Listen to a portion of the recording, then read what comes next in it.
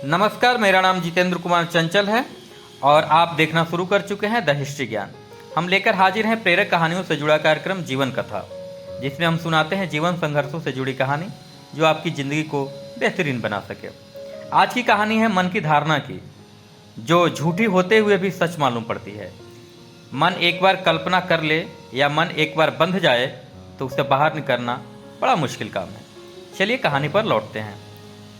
एक अंधेरी रात में 100 ऊँटों का काफिला एक सराय में आकर ठहरा। कोई आधी रात बीत गई थी। काफिले के लोग थके हुए थे और उनका ठहर जाना जरूरी था। एक छोटी सी सराय में वे मेहमान गए।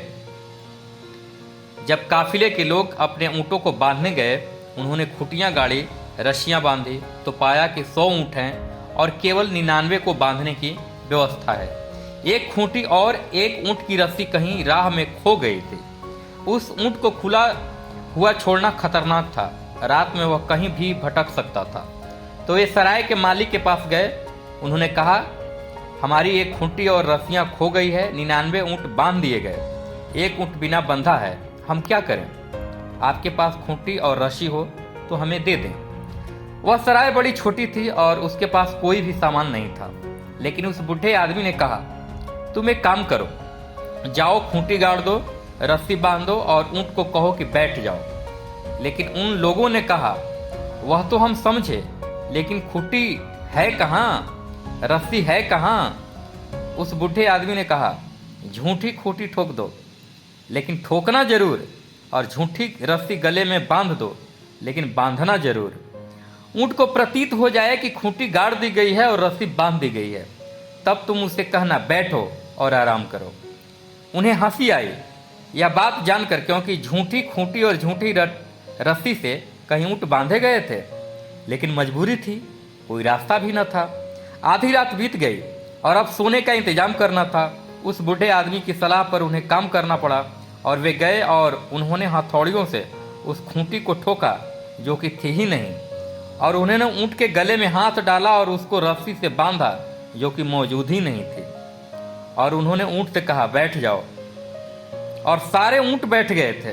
वह ऊँट भी बैठ गया और सो गया। वे लोग बड़े हैरान हुए।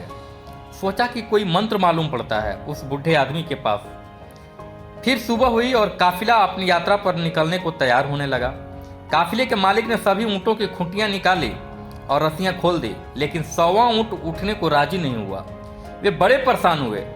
उसकी न तो खूंटी थी और न रस्सी थी, लेकिन वह ऊँट उठने को राजी नहीं था। उन्होंने जाकर उस बूढ़े आदमी को कहा कि तुमने कौन सा मंत्र कर दिया है? कृपा करो अपना मंत्र वापस ले लो, हमारे ऊँट को उठाओ। उस बूढ़े आदमी ने कहा, जाओ रस्सी खोलो और खूंटी उखाड़ो। उन्होंने कहा, लेकिन कौन सी खूंटी उखाड़े, कौन सी रस्सी खोले? उस बूढ़े आदमी ने कहा, जो रस्सी रात बांधी थी उसे ही खोलो, और जो खूंटी रात गाड़ी थी उसे ही उखाड़ो। उन्हें जानकर मजबूरी में यही करना पड़ा। वह खूंटी उखाड़नी पड़ी जो कि गड़ी ही नहीं थी, और ऊँट के गले में से वे रस्सियां खोलनी पड़ी जो कि बंधी ही नहीं थे।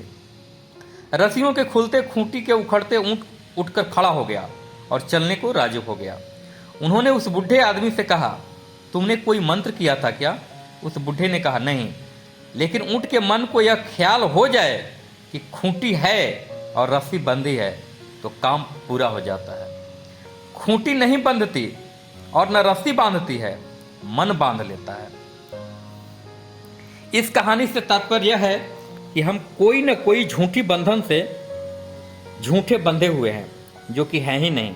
कोई हिंदू से बंधा है, कोई मुस्लिम की खूंटी से बंधा है, कोई ईसाई के तो कोई यहूदी के, कोई भारतीयता से बंधा है तो कोई पाकिस्तानी से, कोई अमेरिकन से तो कोई रसियन की खूंटी से बंधा है। जमीन कहीं पर बटी नहीं है, आकाश कहीं पर बटा नहीं है, हवाएं कहीं पर बटी नहीं है।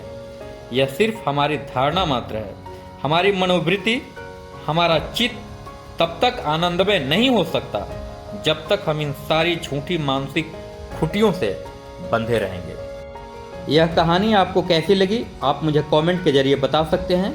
इस कहानी को आप यूट्यूब पर सुन रहे हैं तो सब्सक्राइब, लाइक और शेयर जरूर कर लें, साथ ही घंटे का बटन दबा दें। फेसबुक और इंस्टाग्राम पर सुन रहे हैं तो लाइक और फॉलो जरूर कर लें। नमस्कार।